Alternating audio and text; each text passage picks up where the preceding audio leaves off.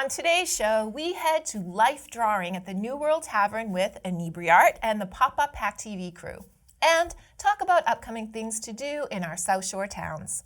You can get the bad news in lots of places. On the local scene, it's all about what's good and good to know. I'm Elizabeth. Let's get started.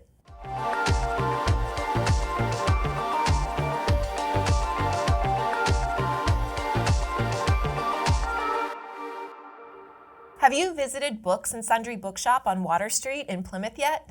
You'll have the perfect opportunity on February 12th at 2 p.m. to attend or participate in an afternoon of poetry, the art of words.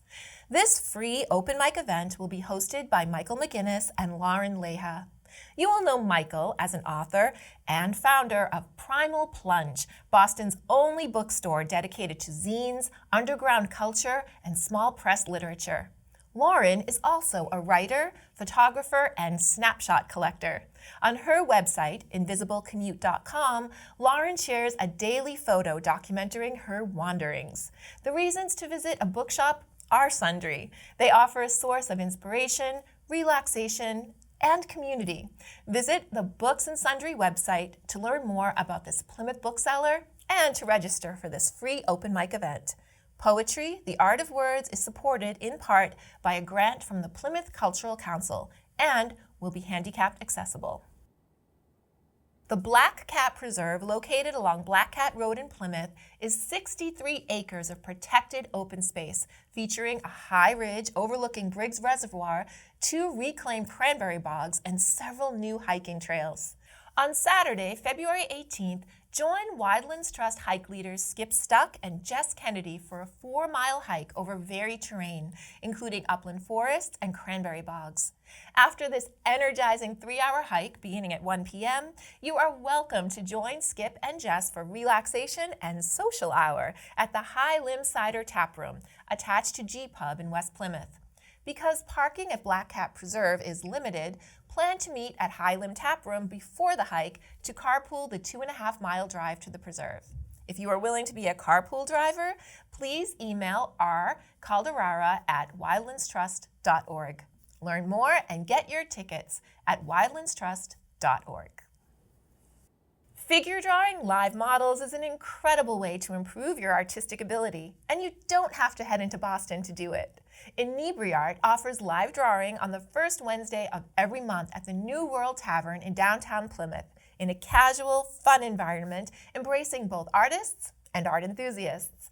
Let's take a look back at the PopuPACTV crew's visit to New World to see what draws artists and people like them to this unique event series.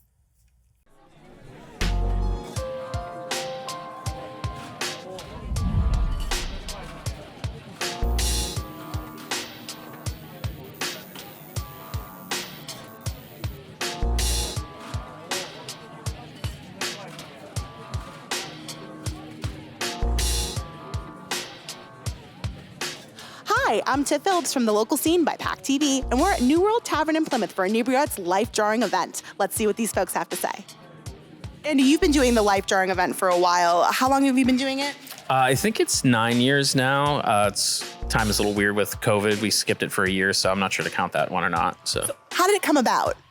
So there was a similar event in Boston and Rhode Island, and it was run by a national group. I wanted to start one here in Plymouth. I reached out to them and they told me no because it was too close to Boston.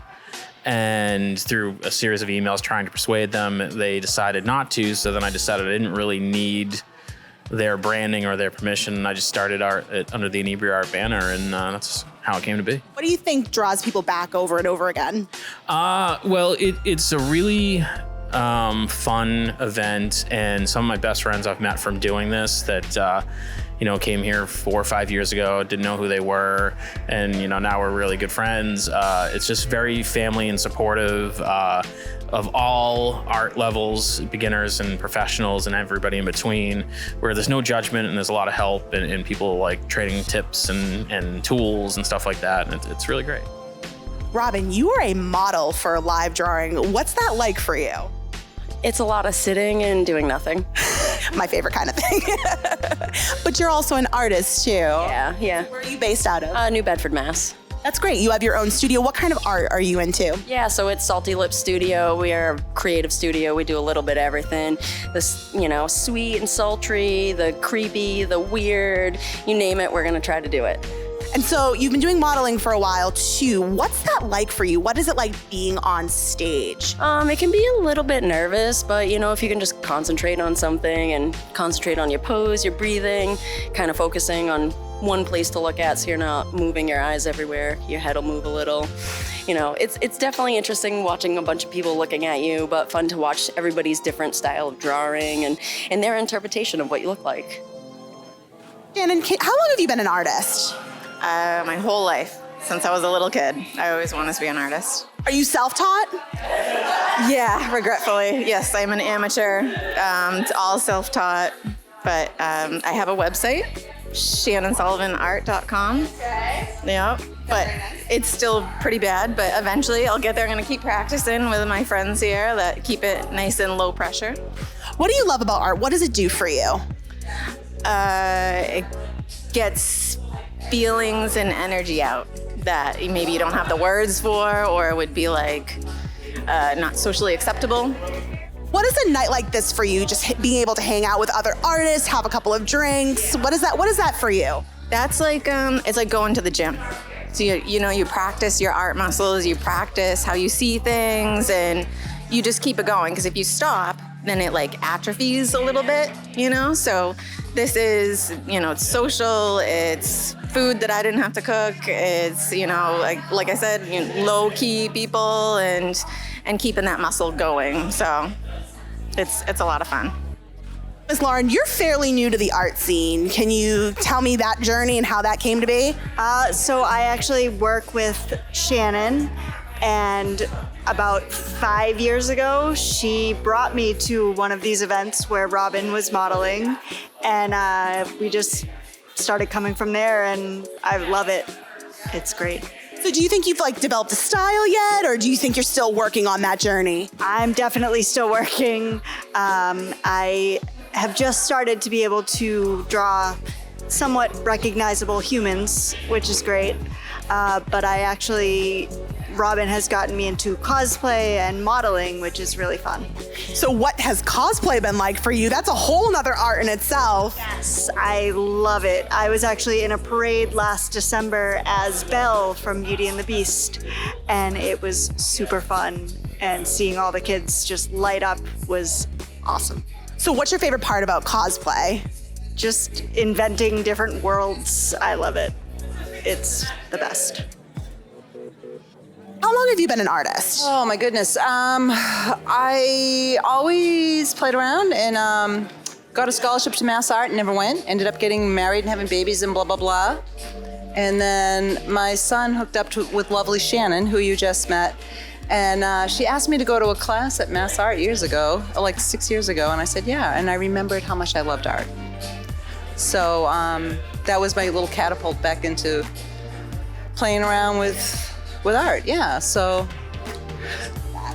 what does art do for you? Well, interestingly, I am a hairstylist, so I sculpt and paint hair all day. So art, I think, gives you that freedom of expression and release and joy, and you can express anything with art, right? You can express pain, you can express love, you can express joy. So that's the beauty of art, and it's so personal that, how do you describe it? I don't know. It's just a really personal way to express what's in your heart. So. Yeah. So what is a night like this for you? Just be able to hang out with your friends? Lovely night to hang out with cool people and and just enjoy someone that's willing to share, modeling and be comfortable. And because life drawing is probably one of the hardest things to do in art, still lifes, you can put something on a table and you can draw it for hours and hours, so it doesn't move. But when you have a model that moves every 2 minutes, it's like, oh, that's a challenge. It's a nice challenge. It's fun, and so grateful to Andy and Inebri for doing, I don't know if you realize how hard this man has worked. and how much he does for this community. Do you guys have any idea how much this man and this group does for this community? And he loves Plymouth. He loves this area. Yes. Amazing. He's incredible. Can you talk about your art and like what kind of style you have? How would you describe it? I don't know. I guess I'm more of a realist, but I love my issue. I was just talking with Shannon on the ride up here. Is I enjoy too many different mediums. Like I can't focus on a medium because I love them all. It's like when someone asks you who your favorite child is, you can't name who your favorite child is because you love them all. And it's like the same thing with mediums. I love watercolors. I love pastels. I love pen and ink. I love to draw. So yeah, it's all good. I do want to just like add this quickie about art. I just had a fundraiser at the salon I work at. I did a call for art to local artists and asked for donations and had a show. And we sold all the artwork, and all the proceeds went to the International Rescue Committee for the Ukrainian refugees. So that's another sweet thing about art is artists are just so generous, you know, and the local art community really rallied when I threw out the call for art, which was really beautiful, and we raised a few grand. And I know when we're able to get to these poor people that are like suffering. So that's another beautiful thing about art. I think artists are very generous souls. So, Sarah, you have a really interesting story. You were kind of told at a young age that art wasn't the way to go. How did you get around that? Well, I decided to do it as a hobby instead. I was always encouraged what I was good at as a hobby, but that you could never make money off it. So I decided to go off and fix jets professionally instead to make the money so I could fund my art. Now I do my art as a hobby and I appear here when I can and do galleries when I can for fun. It's almost more fun to do as a hobby and get paid here and there than it is to do as a job, I think. So maybe I lucked out. You're super talented. I've seen some of your stuff. It's insane. So how do you like balance that with being in, fixing jets and being an artist? Sometimes during break at work, I just draw the airplanes or gestures of people working on airplanes. Sometimes when the kids go to sleep, I stay up at night and I use a couple of programs I found. There's some great YouTube videos that taught me how to draw figures and people. And there's some apps where you can find photos of models and draw those for practice. So whenever I have a minute, I just do it. And then if somebody really likes something, I'll elaborate it on it and turn it into more of a sketch. So for you, has this been your whole entire life? You've been drawing, it came naturally to you? Yes, self-taught, so. That's incredible. YouTube is amazing. It's pretty amazing. So what is this for you? Having a night like this to yourself, to draw, to have a couple of drinks, how does that make you feel? Relaxed, a lot of stress relief. Honestly, it gives me my, what's the word I'm looking for, confidence back, because it's one of those skills I don't get to exercise all the time. So if I'm having a day where I'm lacking confidence, be it at work or in my regular life, when I come and do this, it comes back so fast I feel confident again. So empowerment, confidence, relaxation, and fun. It's been a great night at the bar. We want to thank Inebri-Art and New World Tavern for having us here today. Make sure to check out Facebook, Instagram, and Twitter for upcoming PopuPACTV events, and make sure to check out our YouTube channel for more on what's good and what's good to know. From all of us at PACTV, we thank you for watching. We'll see you next time. To learn more about this series and other events and podcasts, check out Inebri-Art's website. A man's black wool coat manufactured between 1848 and 1914 is the featured item in the Threads of Duxbury Past display currently at the Duxbury Free Library. This coat was discovered in the attic of the First Parish Church, along with other items belonging to ministers of the church's past, and donated to the Duxbury Rural and Historical Society in 2015. Also on display are a Bible, songbook, and photograph of Reverend Josiah Moore, First Parish's pastor from 1834 to 1881. If that piques your interest, you'll enjoy a gallery talk on this subject by DRHS's Chairman of Clothing and Textiles Committee, Chris Gaskins, and historian Carolyn Ravenscroft. Meet on the upper level of the Duxbury Free Library on February 21st at 11 a.m. for a 90-minute presentation that will include fascinating autobiographical information about the coat's manufacturer, Charles Fox Hovey, who was a Boston abolitionist and supporter of women's rights. This event is presented by the Clothing and Textiles Committee of the DRHS in partnership with the Duxbury Free Library. February is Black History Month, emphasizing the year-round obligation people of all races have to understand how Black history is American history and intricately woven into the fabric of our country. Learning the history also means learning the lessons engendered by it, and none more palpable than the legal institution of enslaving human beings. On February 27th at 5:30 p.m., the Pembroke Council on Aging invites you to New England Slavery, A History, a presentation by Dr. Karima Lewis. As a local historian, Dr. Lewis often presents on the topic of the history of African slaves in colonial New England. A current professor at Emerson College and Massasoit Community College, her article, Captives on the Move, tracing the transatlantic movements of Africans from the West Indies to colonial New England, was published in the Historical Journal of Massachusetts. This event is free and open to the public. The COA does request that you RSVP. Call 781-294-8220 to reserve your spot. Environmentalists can sometimes be gardeners, but gardeners are often environmentalists. It is, therefore, disconcerting how much plastic is used in building a modern garden. From pots to tools, hoses, and seedling trays, plastic has become more difficult to avoid, but not impossible. There are alternatives, and on Tuesday, February 28th from 6:30 to 7:30 p.m., visit the Plymouth Public Library for the free program, Sustainable Seed Starting, where you will learn more sustainable methods for beginning your garden's growth and turning trash into gardening treasure. This program is brought to you with federal funds administered by the Massachusetts Board of Library Commissioners and provided by the Institute of Museum and Library Services. No registration is required. Four Treasures of the Sky, a powerful novel by Jenny Qinghui Zhang, is set in the American West of the 1880s and is the heartrending story of Dayu, kidnapped from her rural home in China and brought to America, where the young girl is forced to act as someone she is not. A New York Times Book Review editor's choice, this powerful novel will be the subject of the Kingston Public Library book discussion on February 14th from 6 to 7 p.m. Read before you go.